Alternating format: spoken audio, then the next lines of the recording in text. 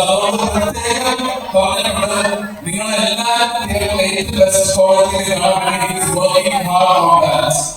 അപ്പൊ അതുകൊണ്ട് മാത്രമാണ് ഇത് വരാൻ പറ്റാത്തത്. അതല്ലെങ്കിൽ ഇവിടെ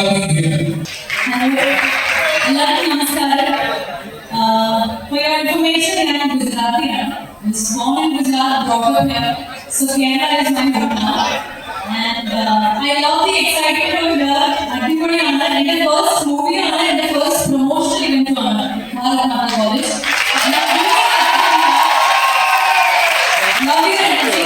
And Kerala, the hype is real. Commando.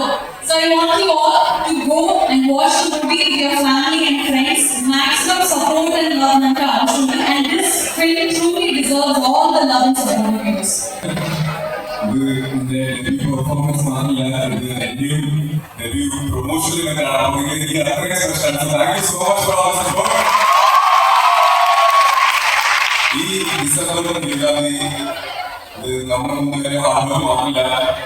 ഒരുപാട് പ്രൊഡ്യൂസർ മിസ്റ്റർ ഷെരീഫ് മുഹമ്മദ്, നമ്മുടെ ഡയറക്ടർ ഹനീഫ്, എല്ലാവരും മാർഗോ ഉണ്ണി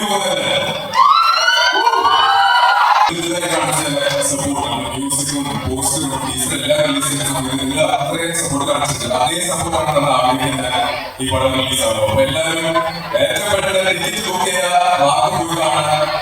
നിങ്ങൾക്ക് പടം ഇഷ്ടപ്പെട്ട ഒരു പ്രാവശ്യം മാത്രമല്ല, ഒരു പ്രാവശ്യം, 2 പ്രാവശ്യം, 3 പ്രാവശ്യം കാണാൻ. It is definitely for Malayalam film first time people are suddenly meaning and appreciation. Hopefully you enjoy the movies. Thank you so much. Social media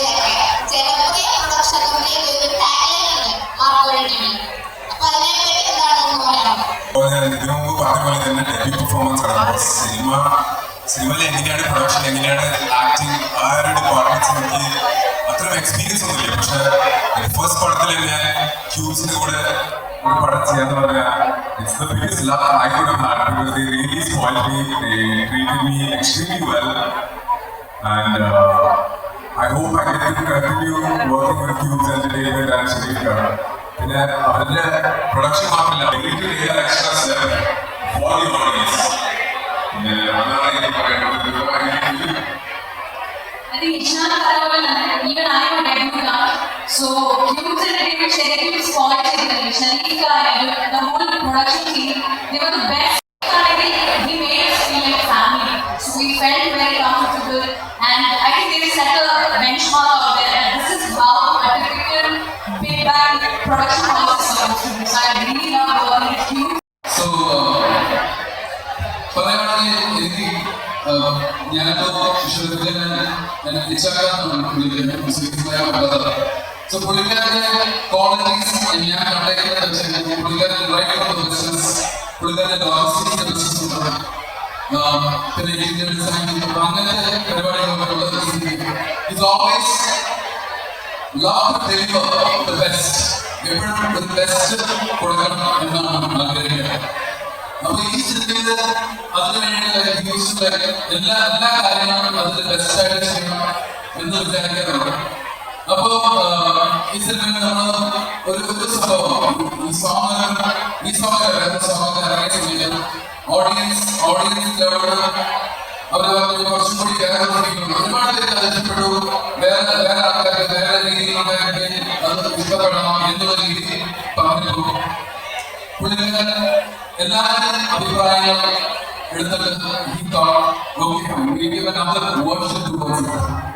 അപ്പൊ പക്ഷെ പുള്ളിക്കാരൻ ചെയ്യുമെന്നുള്ള രീതിയിൽ എനിക്ക് സംശയമില്ലായിരുന്നു.